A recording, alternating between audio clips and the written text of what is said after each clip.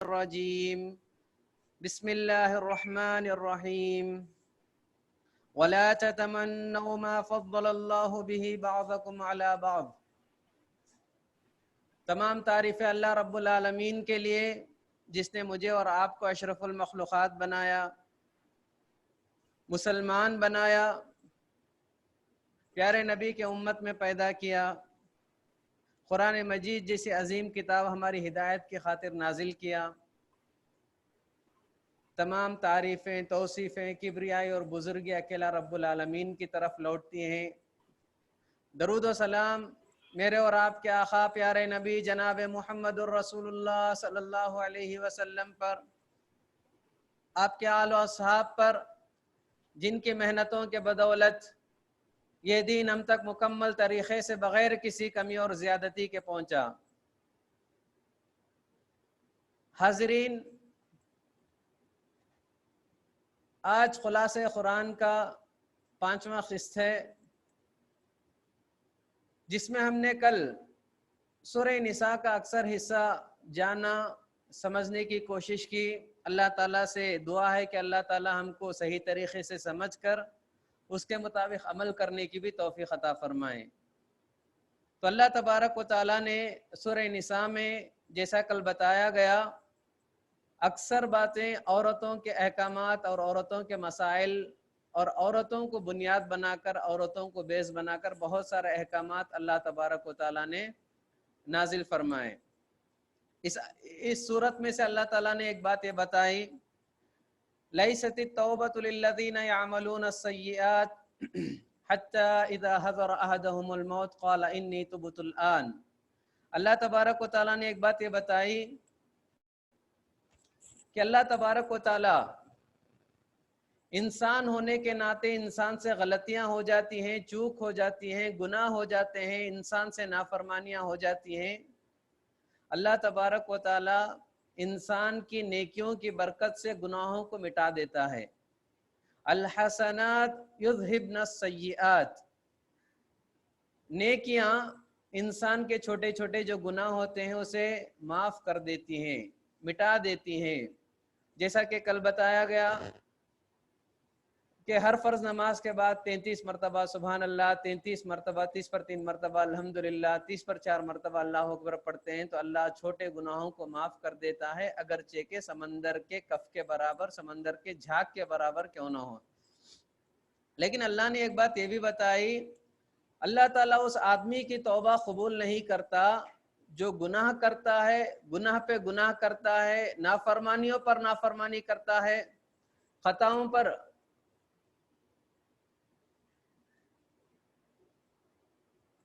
گناہ کرتا ہے۔ اللہ تبارک و تعالیٰ ایسے لوگوں کی توبہ، ایسے لوگوں کو جو ہے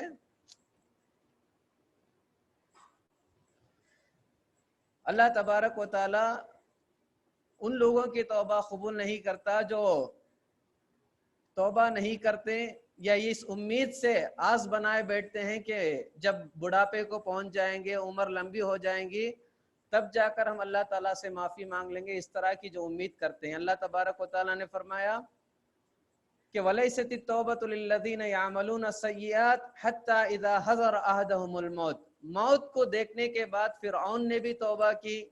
اللہ تبارک و تعالیٰ کے پاس موت کو دیکھنے کے بعد توبہ کرنے کا کوئی فائدہ نہیں ہے۔ جیسا کہ اللہ کے نبی نے فرمایا ان اللہ یقبل توبۃ العبد، اللہ کے نبی نے فرمایا ما لم یغرغر،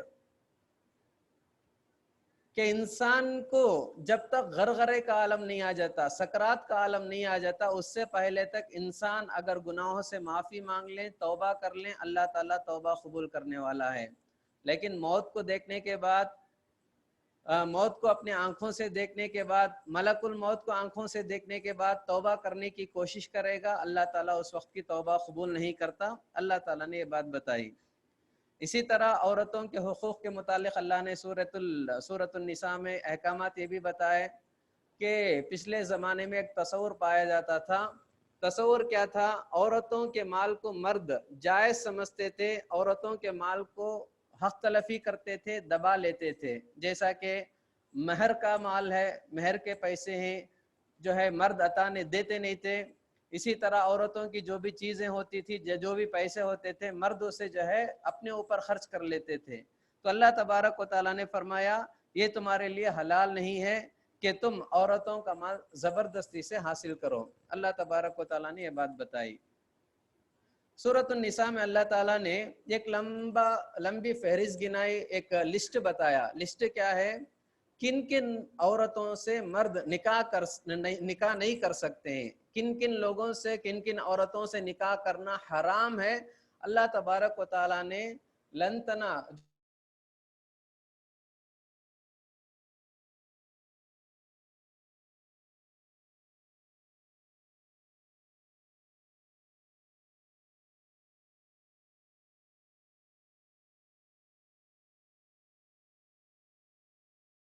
نہیں ہو سکتا. بیٹیاں تمہارے لیے حرام ہے، بیٹیوں سے نکاح نہیں ہو سکتا. ہاں بہنیں حضرت معاف کرنا، تھوڑا اسٹک ہو گیا، تو آپ پہلے سے جو ہے نا کن کن بولے نا اس وہاں سے شروع کیجیے. آپ کا یہ تھوڑا اسٹک ہو گیا تھا، نیٹ ورک ایشو. اللہ تبارک و تعالیٰ نے کن کن عورتوں سے نکاح حرام ہے، کن کن عورتوں سے نکاح نہیں کر سکتے ہیں، ایک لمبی لسٹ گنائی، ایک فہرست بتایا. کہا حرمت علیکم امہاتکم، تمہاری مائیں تمہارے لیے حرام ہے، ان سے نکاح نہیں ہو سکتا. بیٹیاں تمہارے لیے حرام ہے، نکاح نہیں ہو سکتا. بہنیں حرام ہے، نکاح نہیں ہو سکتی. تو اللہ تبارک و تعالیٰ نے کہا کہ بھانجیاں، بہن کی لڑکیاں، جو سگی بہن ہے، بہن کی لڑکیاں، جیسا کہ غیر مسلموں میں ایک تصور پایا جاتا کہ سگی بہن کی بچیوں سے جو ہے شادی کرنے کا تصور ہے. اسلام نے کہا کہ بھانجیوں سے، بھتیجیوں سے شادی کرنا حرام ہے. اسی طرح خالاؤں سے، پھوپھیوں سے نکاح کرنا حرام ہے. اسی طرح رضائی ماں، رضائی بہنیں، ان سے نکاح کرنا حرام ہے. رضائی کا مطلب کیا ہے؟ دودھ کے رشتے سے جو بھائی بہن ہوتے ہیں.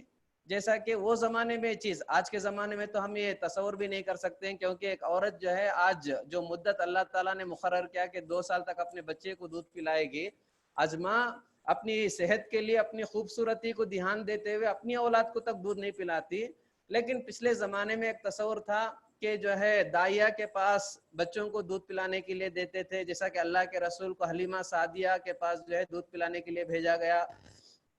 اور اسی طرح جو ہے گھر میں جب جوائنٹ فیملی ہوتی تھی تو اس طرح سے جو ہے کبھی دوسری عورتوں کو جو ہے بچوں کو دے دیتے تھے، وہ کبھی جو ہے ضرورت کی بنیاد پر جو ہے کبھی دودھ پلا دیا کرتی تھی. تو یہ تصور تھا.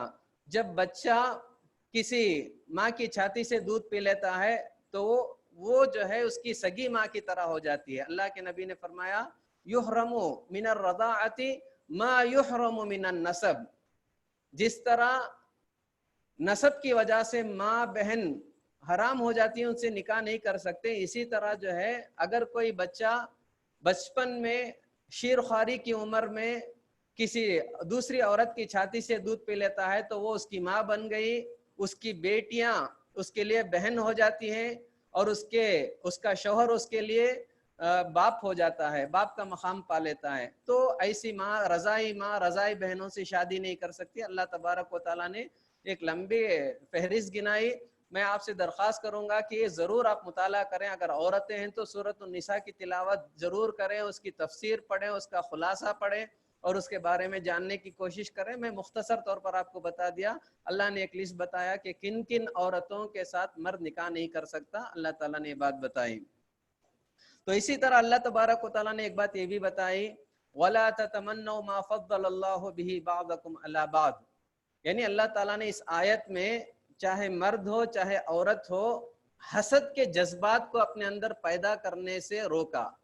کہا حسد نہیں کرنا چاہیے.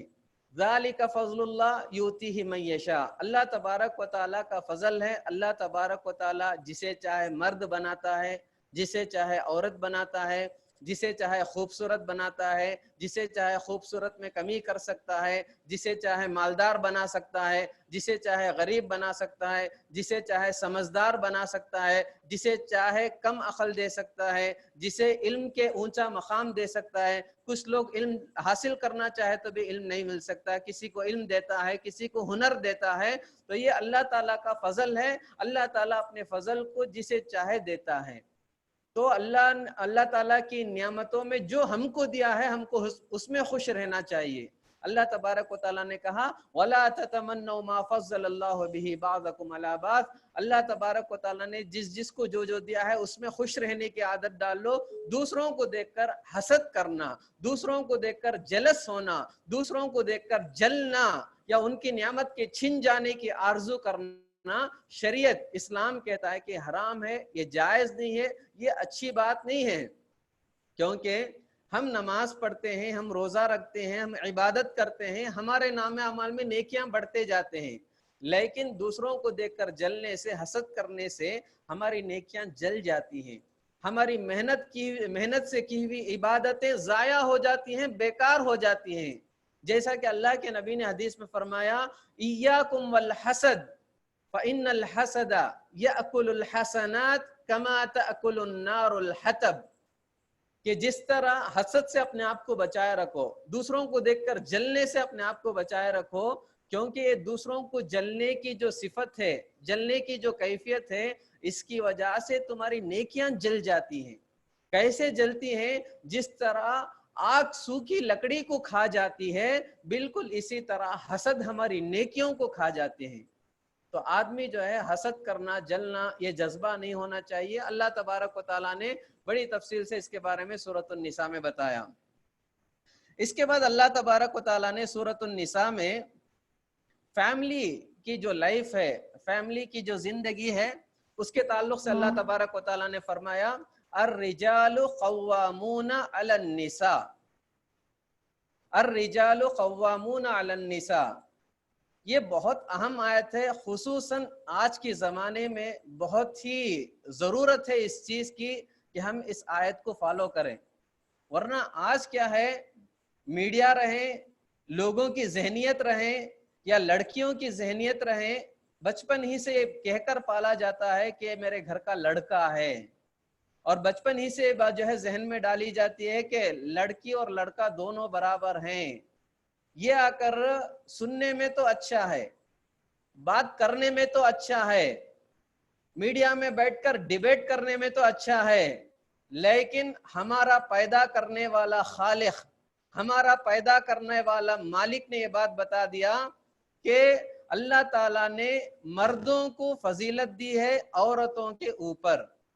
عورتوں پر اللہ تعالیٰ نے مردوں کو فضیلت دی ہے، عورتوں سے کچھ مردوں کا مقام ہے. اللہ تبارک و تعالیٰ نے یہ بات ڈنکے کی چوٹ قرآن مجید میں کہہ دیا.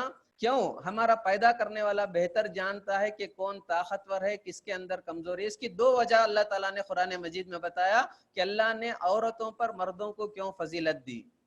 الرجال قوامون علی النساء بما فضل اللہ بعضکم علی بعض وبما انفقوا. اللہ تعالیٰ نے پہلی بات یہ بتائی کہ عورتوں پر مردوں کو جو اللہ نے فضیلت دی، اس کی ایک وجہ یہ کہ مرد بنسبت عورتوں کے عقل کے لحاظ سے، سمجھداری کے لحاظ سے، جسم کے لحاظ سے، صحت کے لحاظ سے، طاقت کے لحاظ سے بڑا قوی ہوتا ہے، جبکہ عورتوں کے اندر اس کی کمی پائی جاتی ہے. اللہ نے پہلی بات یہ بات بتائی کہ مردوں کو اللہ نے کیوں فضیلت دی، اس لیے کہ طاقت، جسم، صحت کے حساب سے، عقل کے حساب سے مردوں کو اللہ تعالیٰ نے قوی بنایا ہے.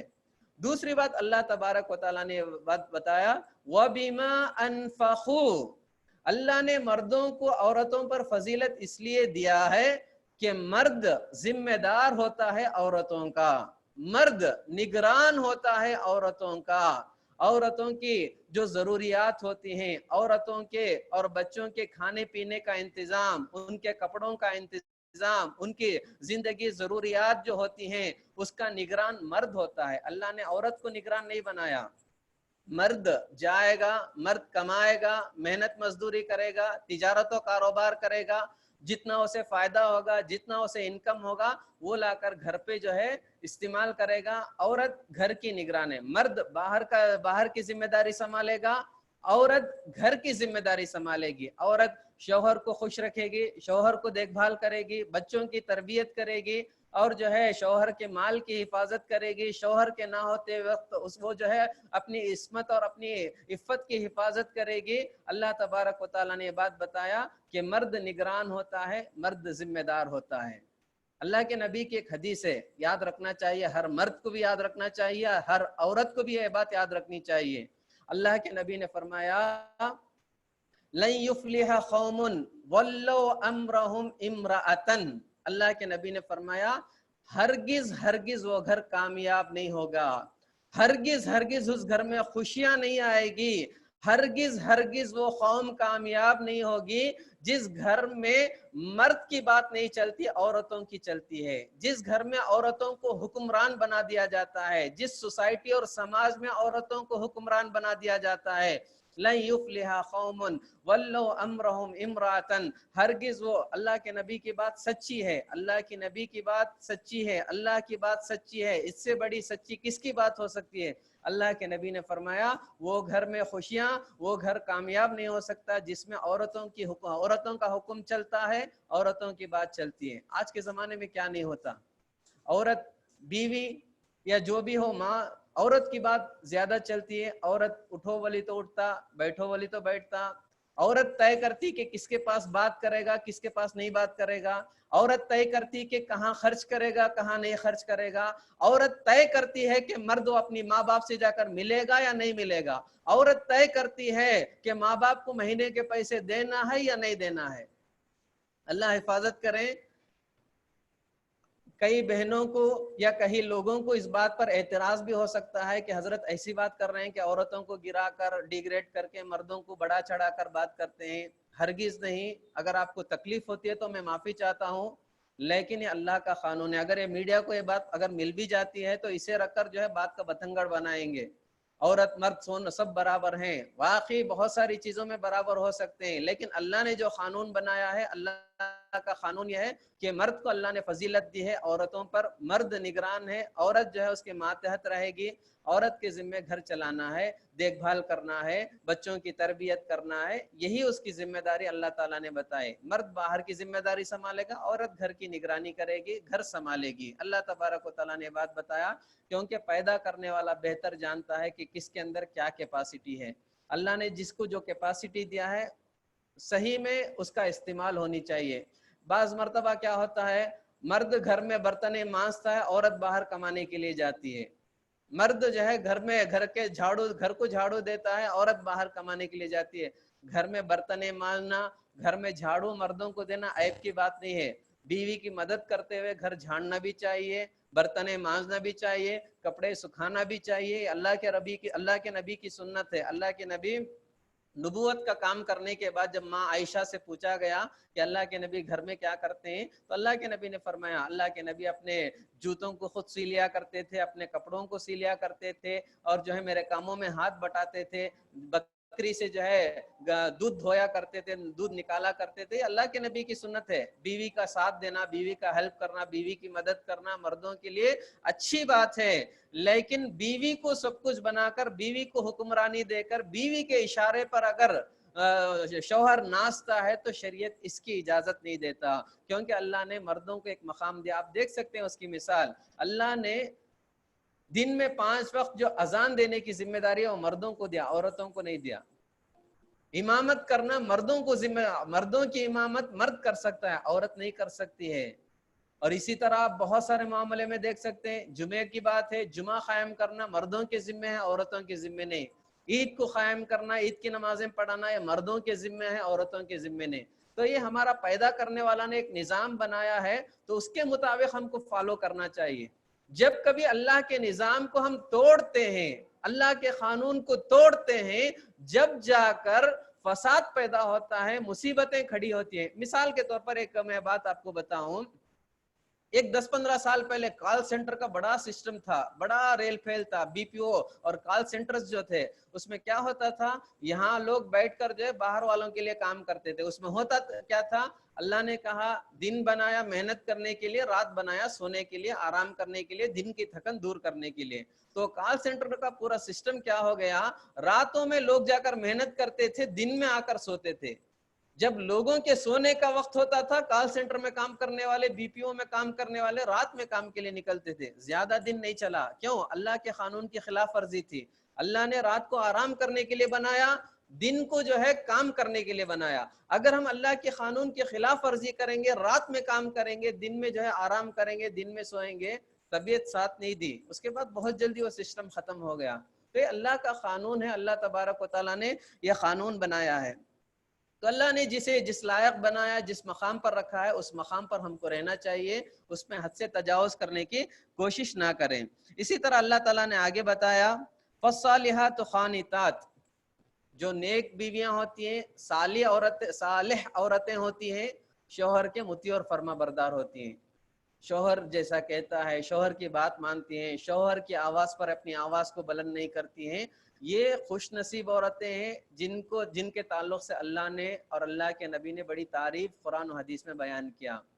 لیکن وہ عورتیں جو شریر پسند ہوتی ہیں, جو شوہر کی خلاف ورزی کرتی ہیں, شوہر کو پریشان کرنا ان کی عادت ہوتی ہے, شرارت کرنا ان کے مزاج میں پایا جاتا ہے, تو ایسی عورتوں کے تعلق سے اللہ تعالیٰ نے 3 باتوں کی نصیحت کی. جیسا کہ ہم پرسوں بھی طلاق کے مسئلے میں سنے تھے. پہلی بات کہا فعظوہن, ایسی عورتوں کو سمجھاؤ, ایسی عورتوں کو سمجھاؤ. شوہر کی خدمت کا, شوہر اور بچوں کی دیکھ بھال کی کیا فضیلت ہے, کیا مقام ہے بتاؤ, کیونکہ معمولی فضیلت نہیں ہے. عورتوں کو اللہ نے بہت اونچا مقام دیا, بہت اونچا مقام دیا ہے. جیسا کہ حدیث میں آتا ہے, اللہ کے نبی نے فرمایا وہ عورت جو دن میں 5 وقت کی نماز برابر پڑھتی ہے, رمضان کے روزے اہتمام کے ساتھ رکھتی ہے, شوہر کو خوش رکھتی ہے, شوہر کی خوشی میں اپنی خوشی تلاش کرتی ہے, بچوں کی اچھی تربیت کرتی ہے, شوہر جب گھر سے باہر جاتا ہے تو بچوں کی, اس کے مال کی, اپنی عزت و عصمت کی حفاظت کرتی ہے, ایسے لوگوں کو اتنی بڑی خوشخبری ہے. اللہ کے نبی نے فرمایا اللہ تعالیٰ قیامت کے دن کہے گا, حشر کے میدان میں کہے گا, جب لوگ جنت کی طرف ٹکٹکی باندھ کر دیکھ رہے ہوں گے, جنت کی آرزو اور ارمان ہوگی, حشر کے میدان میں پریشانی کے عالم میں جنت کے انتظار میں ہوں گے, ایسے میں اللہ تعالیٰ کہے گا اے میری بندیاں جو شوہر کی مطیع اور فرما بردار تھی, نمازوں کا اہتمام کرتی تھی, بچوں کو اچھی تربیت دیتی تھی, روزوں کی پابندی کرتی تھی, دیکھ لو یہ جنت کے 8 دروازے ہیں, جنت کے 8 دروازے ہیں, ان دروازوں میں سے جس دروازے سے چاہے تو داخل ہو جا.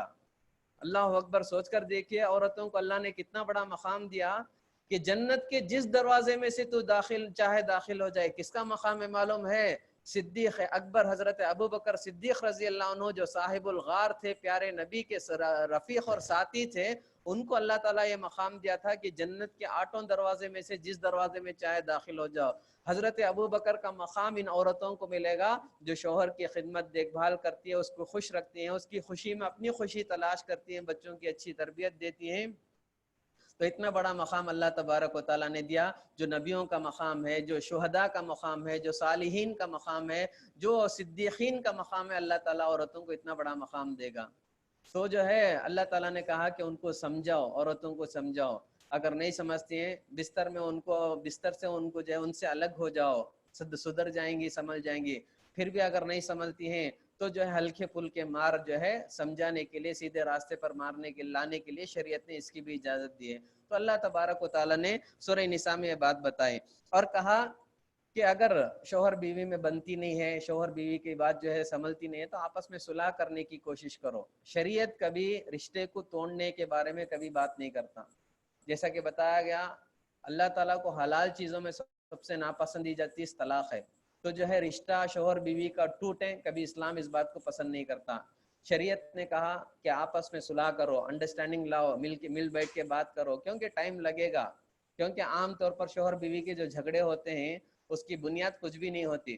ایک 2 مہینہ بعد, 2 سال بعد آپ جا کے پرانے واقعے کو یاد کریں گے تو آپ کو خود ہنسی آ جائے گی, کیا اس بات پر ہم لوگ جھگڑے تھے, اس بات پر ہم لڑے تھے. بات چھوٹی ہوتی, ایک دوسرے کا ایگو ہوتا ہے جو بات بڑھا کر آگے لے جاتی ہیں. شوہر بیوی میں جو ہے دراڑ اور جو ہے نفرتیں شیطان ڈالتا ہے. جیسا کہ حدیث میں اللہ کے نبی نے فرمایا ہر دن عصر کا وقت جب ہوتا ہے, شام کا وقت, سورج کے غروب ہونے کا وقت, شیطان جو ہے اپنا تخت پانی پر بچھاتا ہے. شیطان اپنا تخت پانی پر بچھاتا ہے اور اپنے کارندوں کو بلاتا ہے, جو دوسرے اس کے شیطان ہوتے ہیں سب کو بلاتا ہے. بلا کے پوچھتا ہے, سردار شیطان پوچھتا ہے آج تو نے کیا کارنامہ کیا, آج تو نے کیا کارنامہ انجام دیا. شیطان کہتے ہیں اے اللہ, معاف کرنا, شیطان کہتے ہیں کہ اے سردار, آج میں نے جو ہے فلاں آدمی کو نماز پڑھنے سے روکا. شیطان کہتا ہے تو نے بڑا کام نہیں کیا. ایک شیطان آ کے کہتا ہے کہ میں نے فلاں آدمی کو عبادت کرنے سے روکا. شیطان کہتا ہے کہ یہ بھی کوئی بڑا کام نہیں. اس طرح سے ہر ایک کو کہتے رہتا ہے. اتنے میں ایک شیطان آ کر کہتا ہے کہ آج میں نے شوہر اور بیوی کے درمیان جھگڑا پیدا کر دیا, شوہر اور بیوی کے درمیان لڑائی پیدا کر دی. وہ جو سردار ہوتا ہے خوشی سے اپنے تخت سے اٹھتا ہے, تیزی سے دوڑ کر آتا ہے اور اس شیطان کو گلے ملتا ہے. دوسرے شیطان تعجب ہوتے ہیں اور کہتے ہیں کہ ہم نے کتنے بڑے کام کیے, عبادت سے روکا, نماز سے روکا, خیر کے کام سے لوگوں کو روکا, ہماری بات کی اتنی اہمیت نہیں ہے جتنا اس آدمی کو, اس شیطان کو جو ہے مبارکبادی مل رہی ہے کہ اس نے شوہر اور بیوی کے درمیان جھگڑے پیدا کیا. تو اس وقت سردار شیطان کہتا ہے یہ کوئی معمولی کام نہیں ہے, یہ بہت بڑا کام ہے. تم نے جو نماز سے روکا وہ ایک انڈیویجول چیز تھی, انفرادی چیز تھی, ایک آدمی کو روکا. خیرات سے روکا ایک انڈیویجول چیز تھی. لیکن اس نے جو کام کیا وہ ایک نہیں بلکہ 2 خاندانوں کے درمیان جدائی ڈالنے والی بات تھی. یہ بہت بڑا کام تھا, بہت بڑا کارنامہ تھا, اسی لیے میں جا کے ملا. تو شیطان خوش ہوتا ہے. تو آدمی آ کر شیطان کو خوش نہیں کرنا ہے بلکہ اللہ کو خوش کرنا ہے. آپس میں وصلح خیر, اللہ تعالیٰ نے کہا کہ آپس میں صلح کر لو, سوچ اور سمجھ کے ساتھ ایک دوسرے کو انڈرسٹینڈنگ کے ساتھ جینے کی عادت ڈالو. رشتہ کبھی ٹوٹنا نہیں چاہیے, رشتہ کبھی جو ہے کسی وجہ سے جو ہے رشتہ بکھرنا نہیں چاہیے. اللہ تبارک و تعالیٰ نے یہ بات بتائی. اور عورتوں کی ذمہ داری بتائی کہ عورتوں کو اللہ نے چپکے ایسے ہی یہ مقام نہیں دیا کہ ان الجنت تحت اقدام الامہات, ماؤں کے قدموں کے نیچے جنت ہے. اللہ نے چپکے ایسے ہی نہیں دے دیا کہ ابھی جنت گری پڑی چیز نہیں ہے کہ جسے چاہے اللہ تعالیٰ دے دیں, بلکہ اس کے پیچھے قربانیاں ہیں. بچوں کی تربیت کرنا, شوہر کی دیکھ بھال کرنا, شوہر کو خوش کرنا واقعی بہت مشکل کام ہے. تبھی تو اللہ نے عورتوں کو اتنا بڑا مقام دیا. جیسا کہ ایک شاعر نے, عربی کا شاعر بھی کہا, الام مدرستن, عورت جو ہے پیسوں کے بارے میں سوچ کر کمانے کی تلاش میں یا جو ہے باہر جا کر اپنا وقت ضائع کرنے کے بجائے گھر میں رہے گی. شوہر جتنا لائے گا اس کے اندر جو ہے قناعت پسندی کے ساتھ جو ہے کمائے گی. کیونکہ عام طور پر عورتوں کا مزاج ہوتا ہے وہ اڑوس پڑوس کو دیکھ کر, اپنے رشتہ داروں میں دیکھ کر, وہ یہ چیز خرید لی ہے, وہ یہ چیز لے لی ہے, اس کے پاس یہ چیز موجود ہے, میرے پاس نہیں ہے, تو شوہر کو پریشان کرتی ہیں. اس کے بجائے نیک عورت کیا ہوتی ہے, شوہر کے جتنا وہ انکم ہوتا ہے اس میں ایڈجسٹ کر کر قناعت پسندی کے ساتھ شوہر کا ساتھ دیتی ہے, شوہر کی مدد کرتی ہے. بچوں کی اچھی اگر تربیت کرتی ہے, کیونکہ ماں جیسا تربیت کر سکتی ہے وہ باپ نہیں کر سکتا, کیونکہ باپ کو تجارت, کاروبار, نوکری باہر ہوتا ہے, سارا دن تھک کے آتا ہے. تو شریعت نے ماں کو یہ ذمہ داری دی. تو جو ہے ماں جو ہے بچوں کو تربیت, جیسا کہ عربی شاعر نے کہا الام مدرسہ, یہ ایک اچھی ماں اگر بن جاتی ہے تو ایک مدرسے کی شکل اختیار کرتی ہے, پورا سماج جو ہے بہتر ہو جاتا ہے.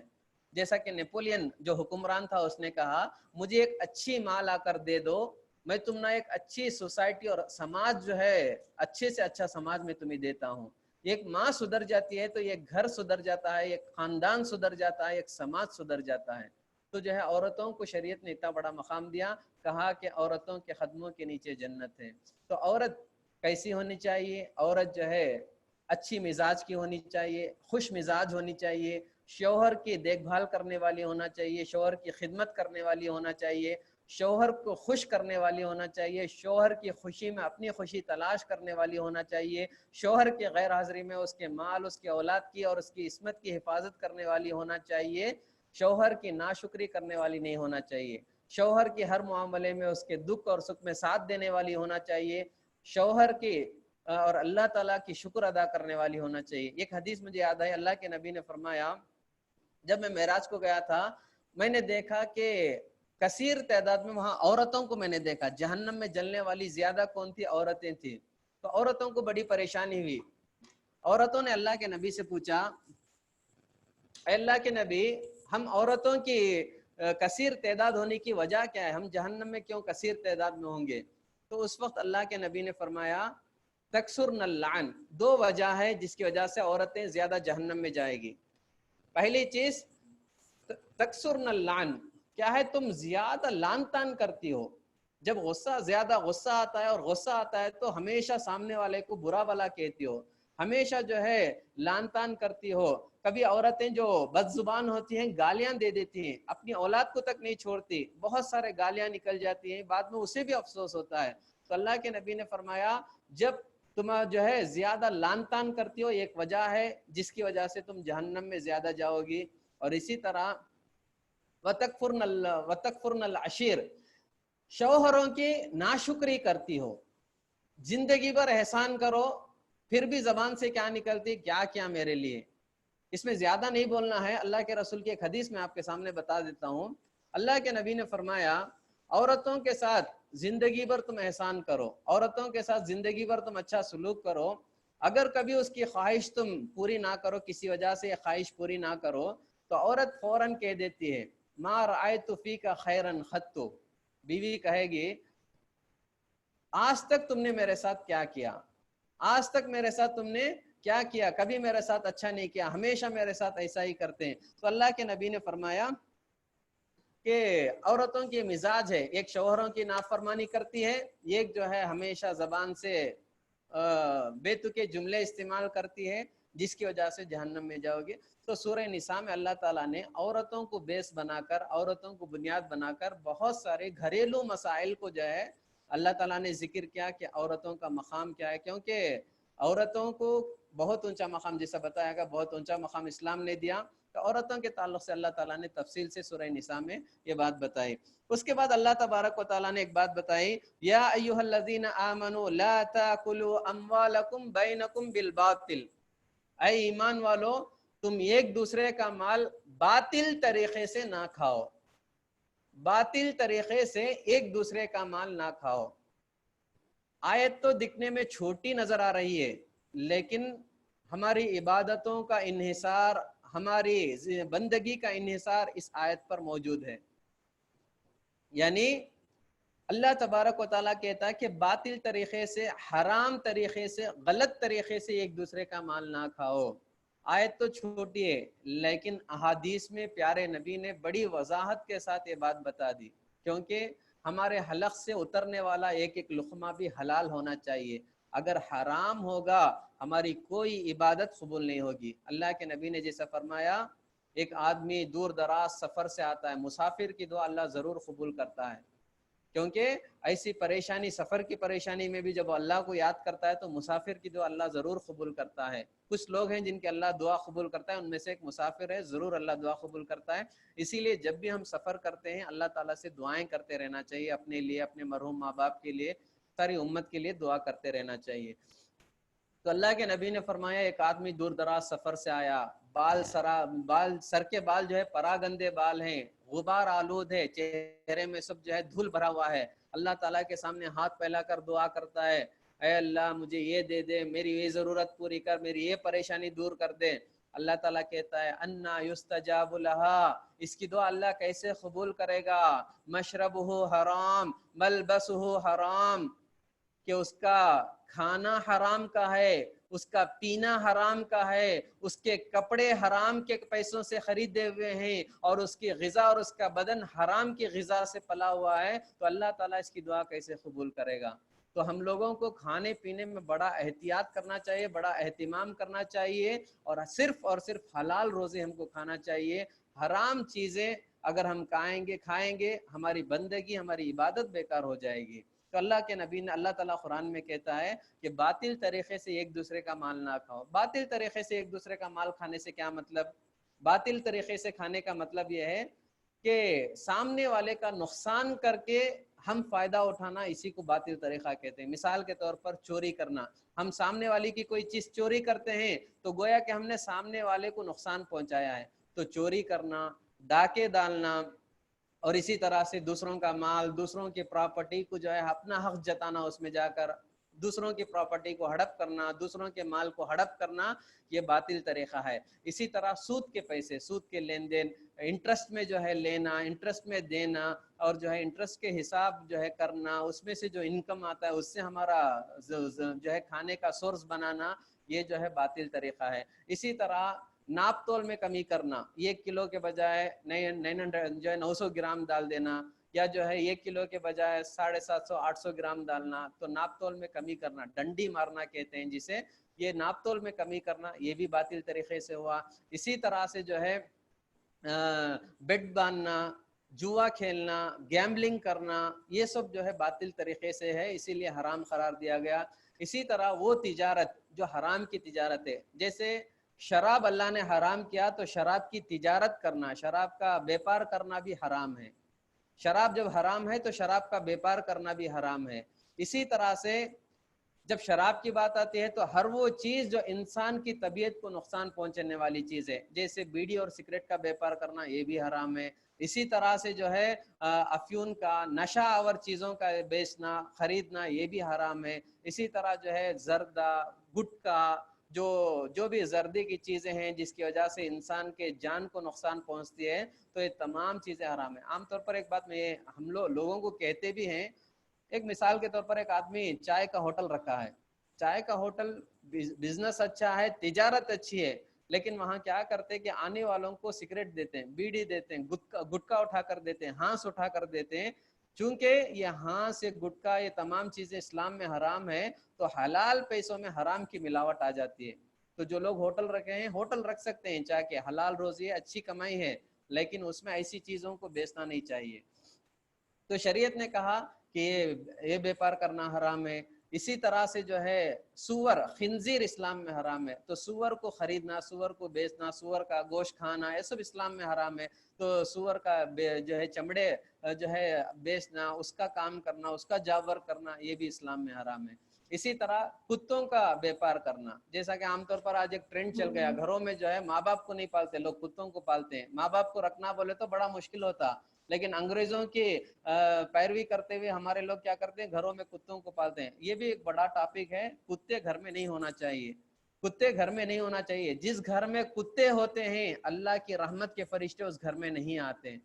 आज लोग क्या करते हैं, कुत्तों को खर्चा करने के लिए, उसके लिए बड़ी जो है खर्च कर कर जो है कुत्तों को पाला जाता है, लेकिन जो है माँ बाप को कभी खिलाना पिलाना होता तो लोग एक दूसरे की सूरत देखते हैं। आदमी को ये तमाम चीजें एहतियात करना चाहिए। इसी तरह से कुत्तों का जो व्यापार है, अच्छे अच्छे कुत्तों को जो है ज्यादा कीमत 4,000, 5,000, 50,000, लाख रुपए तक कुत्तों की कीमत लोग जो है खरीदते बेचते हैं। कुत्तों की तिजारत करना हराम है, इस्लाम में इसकी इजाजत नहीं दी गई। इसी तरह आपने फरमाया, एक मरतबा मदीने की बाजार में आप सल्लल्लाहु अलैहि वसल्लम जा रहे थे, एक अनाज का ढेर लगा हुआ था। अनाज के ढेर में आप सल्लल्लाहु अलैहि वसल्लम ने बाजार में चलते चलते अनाज के अंदर हाथ डालकर देखे तो ऊपर से सूखा नजर आ रहा था, अंदर से गीला था, अंदर से गीला था। अल्लाह के नबी ने जब हाथ बाहर निकाला तो हाथ जो है तर हो गया, हाथ गीला हो गया, मुबारक हाथ प्यारे नबी का।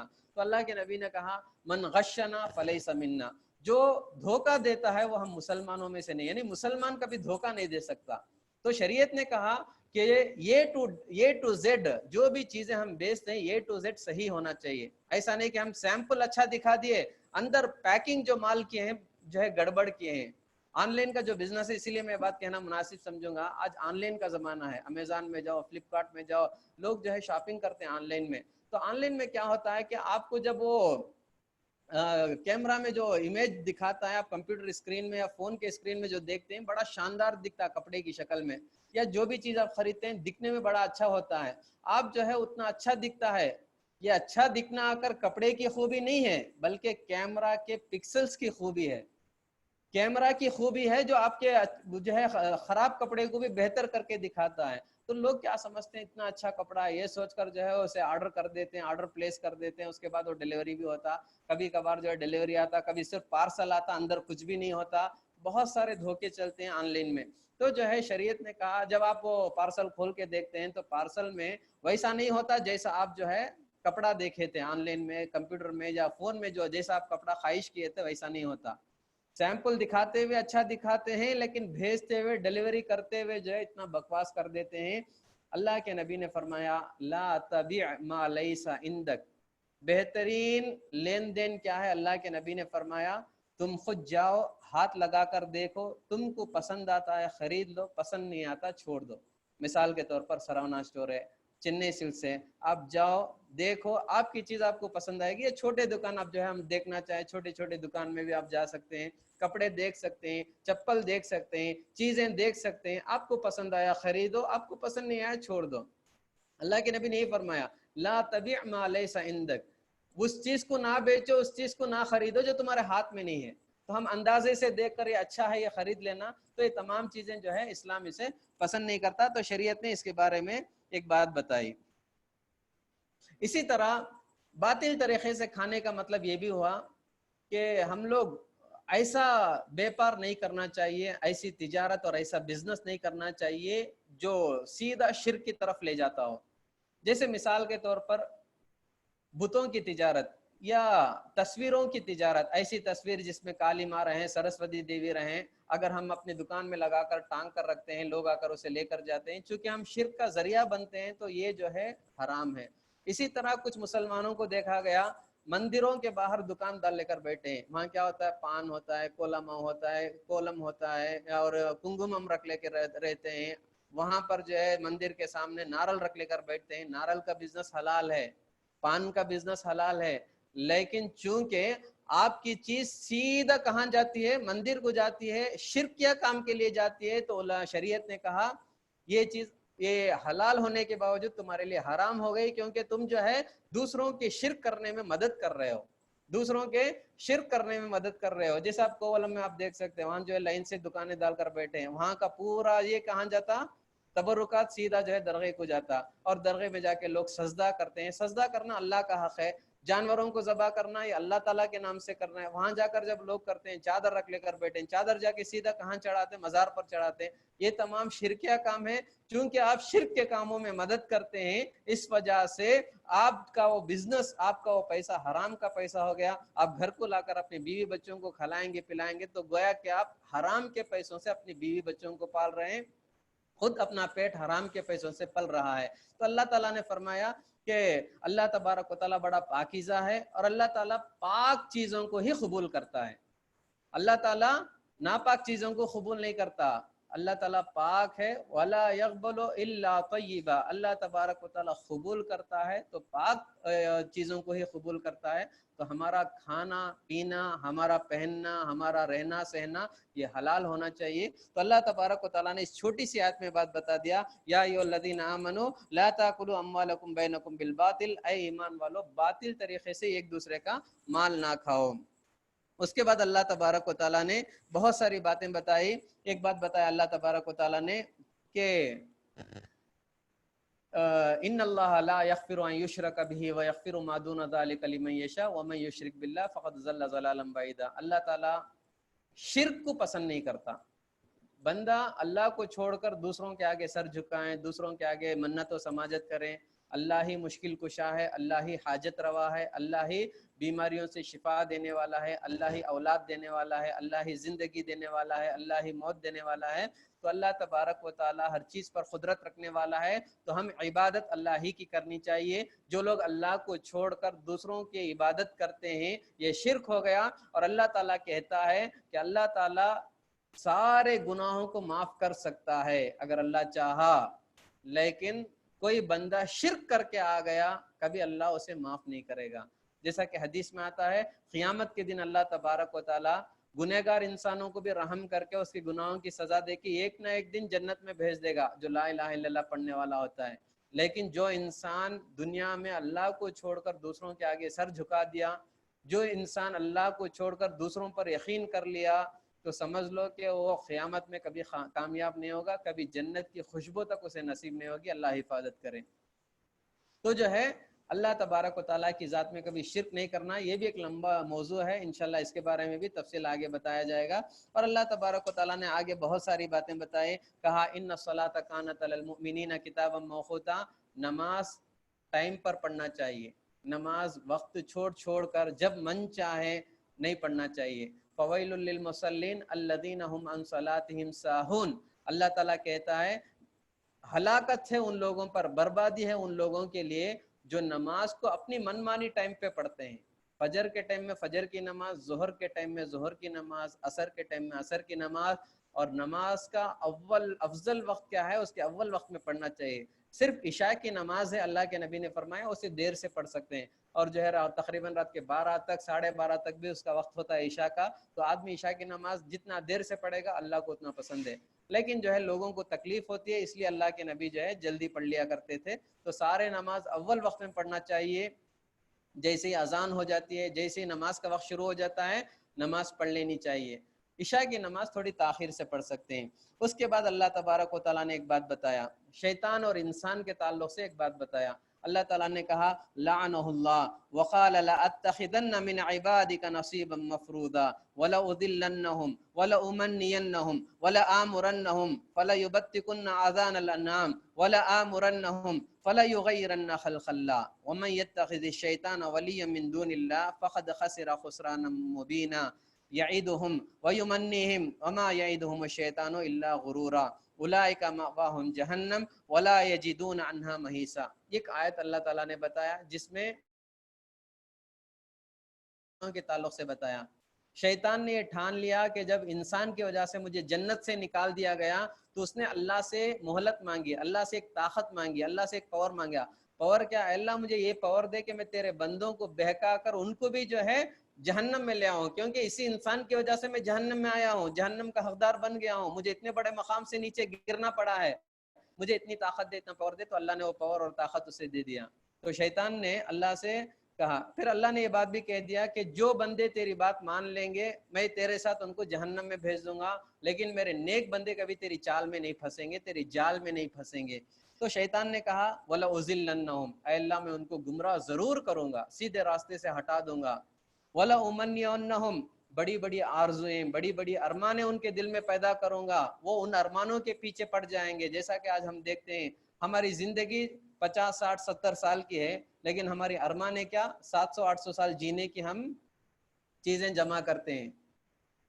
تو جو ہے یہ انسان کی خواہش شیطان دلوں میں پیدا کرتا ہے.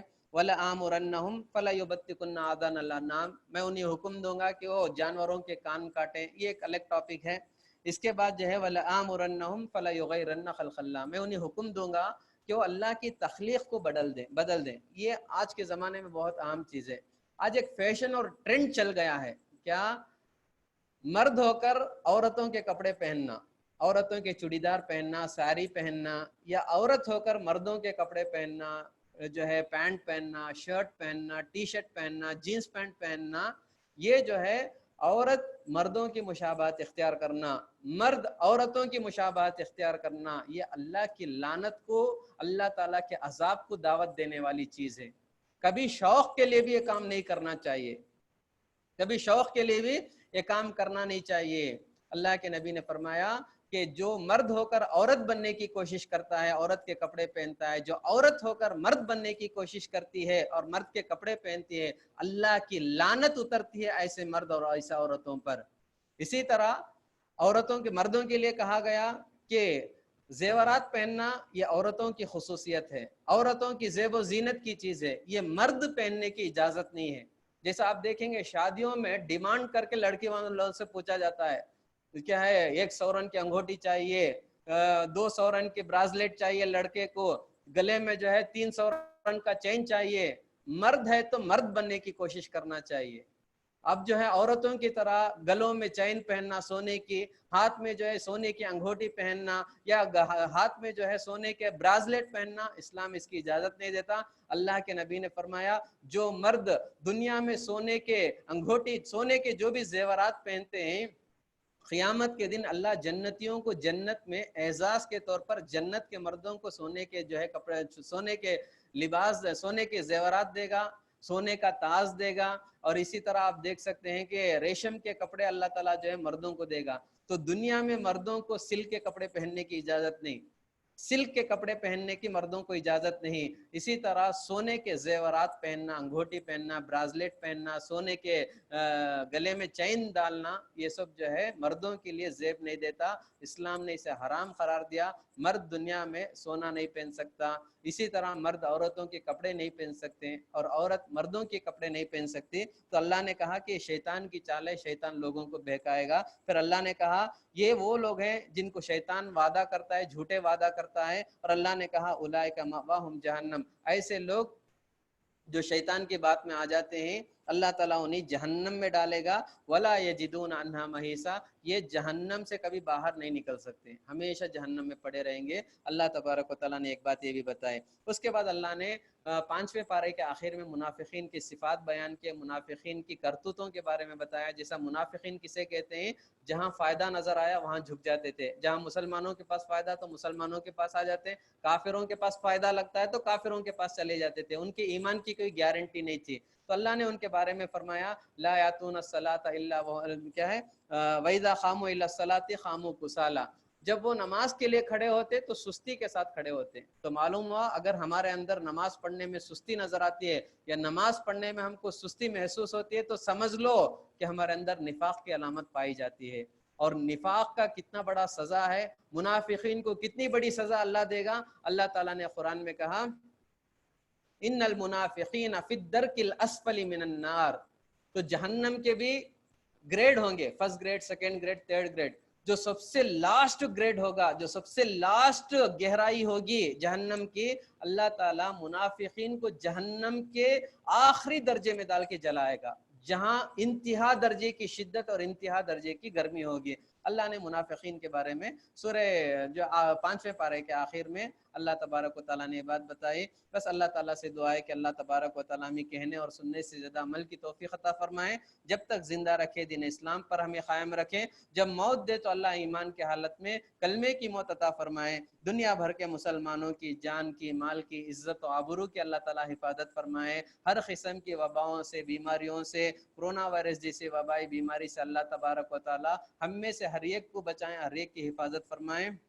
اور اللہ تبارک و تعالیٰ مسلمانوں کا پہلا قبلہ بیت المقدس کو پھر سے مسلمانوں کو واپس لوٹائیں۔ اللہ تبارک و تعالیٰ ہمارے روزوں کو، ہماری تراویح کو، ہماری تلاوت کو، ہمارے ذکر و اذکار کو اللہ تعالیٰ قبول فرمائیں، آمین۔ وآخر دعوانا الحمد للہ رب العالمین، سبحان اللہ و بحمدہ، سبحانک اللہم و بحمدک، نشہد ان لا الہ الا انت، نستغفرک و نتوب الیک۔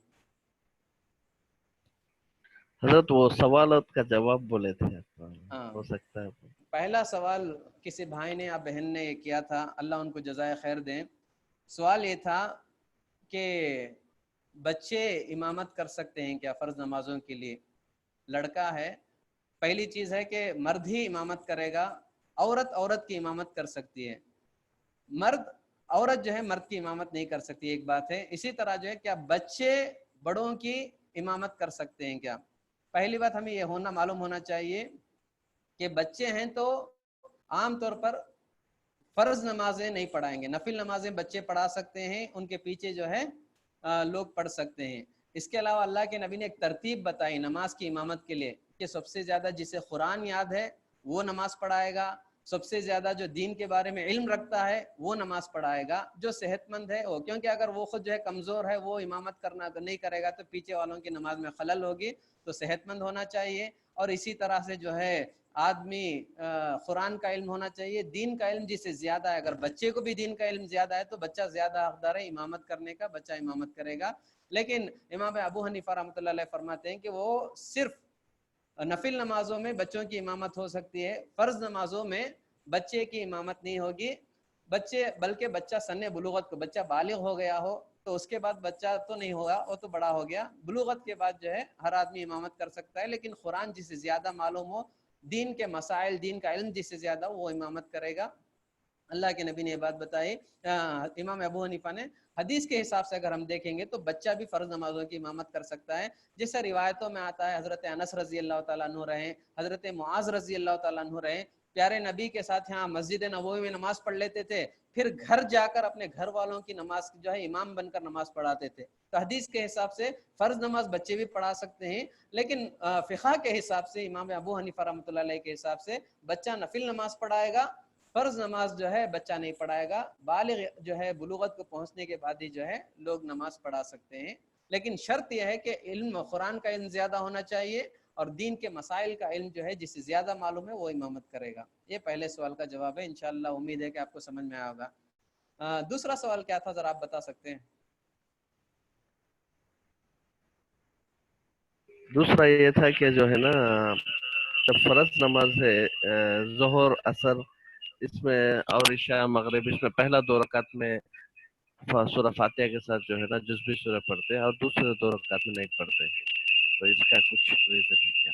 दूसरी रकात में सिर्फ सूरह फातिहा की तिलावत होनी चाहिए। अल्लाह के हाँ, रसूल का मामूल ऐसे ही हाँ, रहा है। लेकिन बाज़ मकामात पर हदीस में ये भी आता है कि अल्लाह के रसूल जो है 4 रकात में भी जो है ज़म सूरत पढ़ा करते थे सूरह फातिहा के साथ। लेकिन मामूल अल्लाह के नबी का हमेशा ये रहा है कि अल्लाह के नबी जो है पहली 2 रकात में जो है फर्ज सूरह फातिहा के साथ ज़म सूरत पढ़ते थे। सूरह इखलास, सूरह फलक, सूरह नास, इस तरह से ज़म सूरत पढ़ा करते थे। फर्स्ट आखिरी 2 रकात करना। में सिर्फ सूरह फातिहा की तिलावत होती है। सूरह फातिहा के अलावा ज़म सूरत पढ़ने का जो है रिवायत अल्लाह के नबी का ज़्यादा मामूल नहीं रहा है। अच्छा, अल्हम्दुलिल्लाह। फाइनल जो है ना सवाल था कि ये कुरान यानी कि उतरा बोलते रमजान में, वो जो है ना पहला हिस्सा या कंप्लीट हुआ रमजान में, वो थोड़ा डाउट था एक बहन को, इसलिए। माशाल्लाह, अच्छा सवाल है, अल्लाह जज़ाए खैर दें। सवाल क्या है कि कुरान, जैसा अल्लाह कुरान में कहता है कि रमज़ान के महीने में कुरान नाजिल हुआ, तो जो है एक साथ कुरान नाजिल हुआ कि थोड़ा थोड़ा करके नाजिल हुआ, ये दोनों चीज़ें हैं। एक साथ भी नाजिल हुआ, थोड़ा थोड़ा करके भी नाजिल हुआ, लेकिन तरीक़ा अलग है। क्योंकि कुरान में अल्लाह ताला ने एक बात बताया, इन्ना अंज़लनाहु फ़ी लैलतिल क़द्र, हमने कुरान को रमज़ान के महीने में लैलतुल क़द्र में नाजिल किया। ये क्या है कि अल्लाह ताला के पास जो आज हमारे पास कुरान का नुस्खा है, ये नुस्खा अल्लाह ताला के पास 7वें आसमान में अल्लाह ताला के पास था, लोहे महफूज में था, अल्लाह तबारक व ताला के पास था। तो अल्लाह तबारक व ताला ने उस कुरान को पहले आसमान में उतारा, पहले आसमान में उतारा। इसी को अल्लाह ने पूरे कुरान की शक्ल में, जैसा हमारे पास नुस्खा है, इस तरह से अल्लाह ने पूरा कुरान जो है पहले आसमान में उतार दिया। उसके बाद अल्लाह तबारक व ताला फरमाते हैं तंजीलन मिर रब्बिल आलमीन, थोड़ा थोड़ा करके पहले आसमान से, यानी रमज़ान के महीने में अल्लाह ने पूरा कुरान 7वें आसमान से पहले आसमान को उतार दिया। फिर पहले आसमान से प्यारे नबी के सीने पर हज़रत जिब्राइल अमीन के ज़रिए से अल्लाह तबारक व ताला ने 23 साल की मुद्दत में थोड़ा थोड़ा करके ज़रूरत के मुताबिक लोगों की सहूलत के लिए और प्यारे नबी के लिए अल्लाह तबारक व ताला ने थोड़ा थोड़ा करके कुरान उतारा। ये इंशाल्लाह इसका जवाब रहेगा। अल्हम्दुलिल्लाह, जज़ाकल्लाह खैर, बहुत शुक्रिया, जी माशाअल्लाह। बहुत बहुत शुक्रिया तमाम लोगों का, अल्लाह आप तमाम को हाँ, जज़ा खैर दें। अस्सलाम वालेकुम हाँ, वरहमतुल्लाहि वबरकातुहू। वालेकुम सलाम व रहमतुल्लाह।